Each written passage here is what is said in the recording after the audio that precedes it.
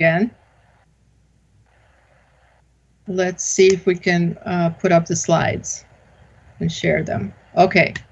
So for those of you who were in this last session, we talked about what can you do to practice future thinking, where do you learn it? So I'm going to share with you very quickly an exercise, a simple exercise that was developed by my colleague Jane McGonigal, who's a well-known games designer and game researcher, and it's called The First 5 Minutes of the Future.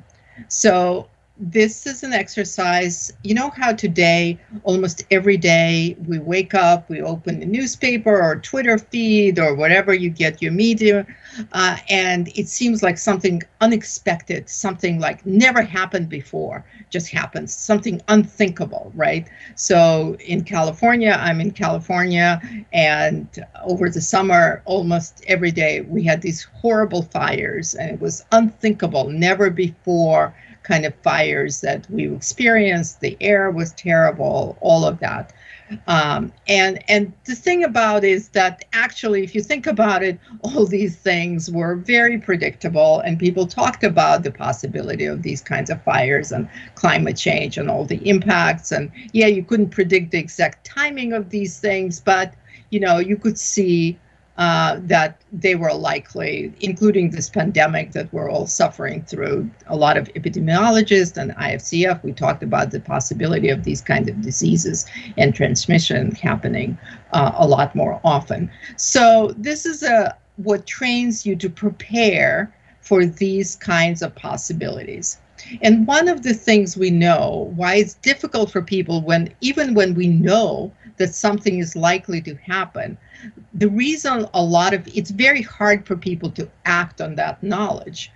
There's research that shows that actually when you ask people to imagine themselves in the future, the same part of your brain lights up if you're looking at fMRI as when you are encountering a stranger. So when we think our future selves, it's as if we're experiencing something very strange. So this exercise is meant to help you actually make it less strange and prepare for these kinds of unexpected or unthinkable events, right?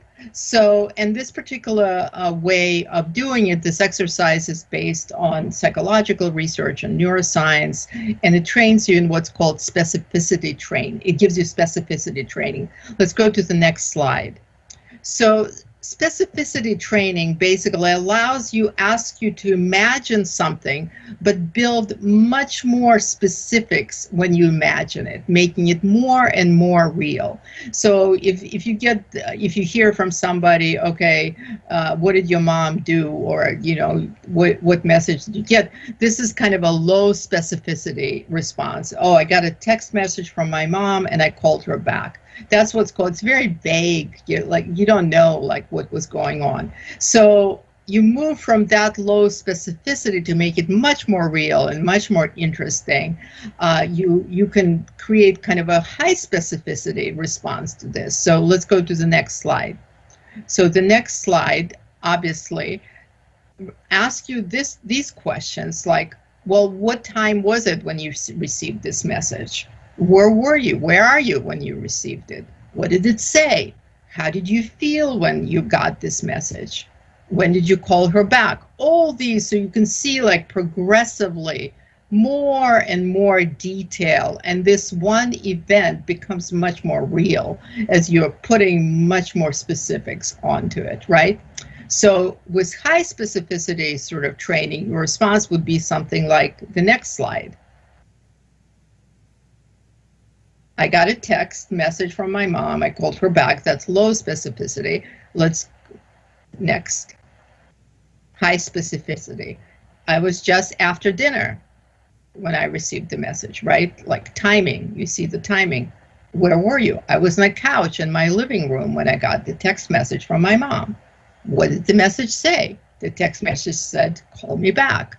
And it was followed by happy tears emoji and 3 rainbow emojis. So you can almost like see that text message. And how did you feel when you got this message? Oh, I felt excited and curious to learn what good news she had to share. I wanted to call her back right away, but I was snuggling on the couch with my 2 daughters. watching their favorite movie. So like, who was around you? Who were you with? What were they doing? I decided there was not enough time. There was enough time before the next song. So I told my kids, I'll be right back, and went to your backyard to get some privacy. So what did you do next? What happened after you got the message? The phone rang twice before she picked up. I immediately shouted, tell me. Okay, so that is a high specificity description of something that happened. So what we're trying to do with futures thinking and training yourself for the future is to imagine something, start with that imagination, and then describe it in as much specific detail as you can, answering all these questions like, what was it? What time was it? Where were you? Who was around you? What did it say? How did it make you feel? Who were you with? And ultimately, what did you do as a result? So I thought maybe we'll just do a little bit of training. I'm going to give you a short scenario and ask you take a few moments to just write down, and I'll pose some questions as we go, but feel free to write in as much specificity as you can, your reaction and what happened. Okay, let's go to the next one. Next slide.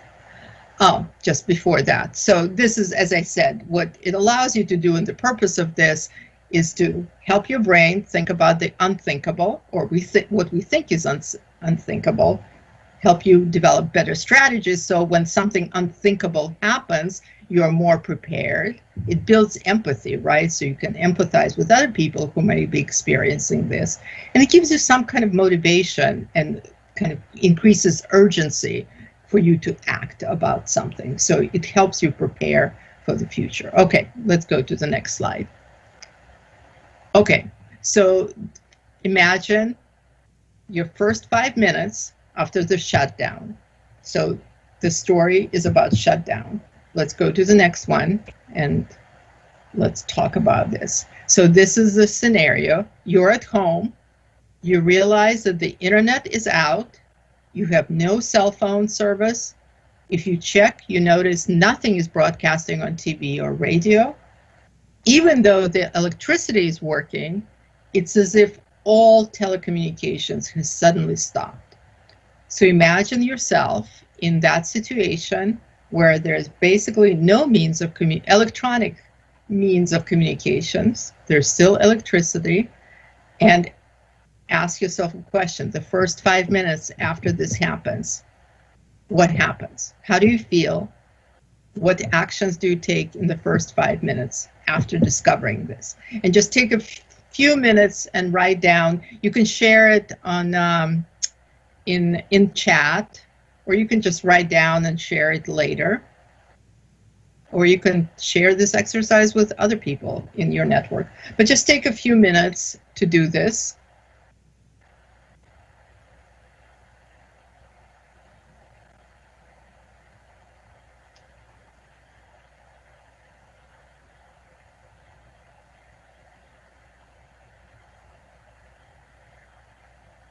Or you can just write notes of like key things that happened.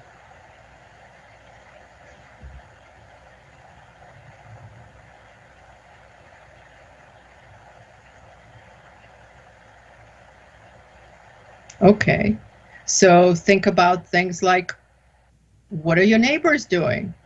What do you think they're doing when they discovered this thing?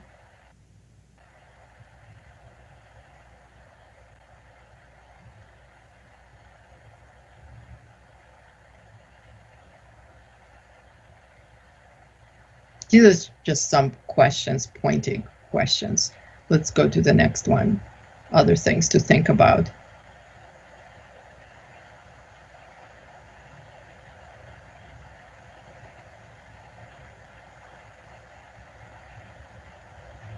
What do you do? What's the action that you're going to take in the first 5 minutes when you discover this? So if you want to share them in chat, that would be great. Just write your action. Take a few minutes if you can.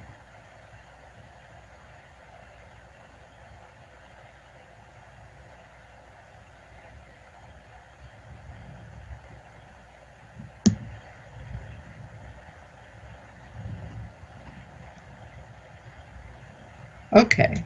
You can continue with this exercise. You can try it with your friends. You can try it with your coworkers. Let's go to the next slide and show you that these kinds of events, we think of them as very unlikely or unexpected, but if you look at the actual data, it's quite common for the internet to experience shutdowns. This is from the organizations that tracks it, and there's been in 2019 there were 17.6 days of internet access were disrupted. A lot of shutdowns, so it's not such an atypical event, and it's something that actually we should be prepared for. Let's go to the next slide.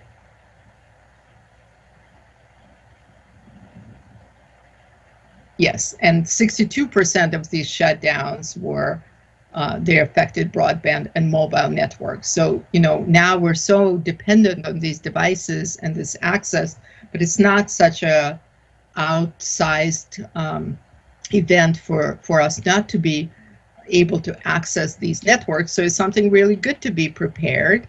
And let's go to the last slide on this to show you that also, you know, one of the things that, and I know that you have states that are experiencing it today, which is electricity shutdowns, and we experienced it here in California. Not only we experienced it, but now it's an expectation that our utility is going to be periodically shutting down our electricity during these fire events and to prepare for them, to help people cope with them. So these kinds of things that seem remarkable and unexpected are really not, if you are skilled in future thinking, hopefully you are prepared for these kinds of events and you've developed some means of acting and thinking what your strategies will be and what are you going to do in the next 5 minutes of this kind of shutdown. So you can use this exercise to think about other unimaginable things. You can think about a lot of things that are kind of seems unimaginable, but it would be very useful for people to go through this exercise of the first 5 minutes and think about in great detail about what they can do.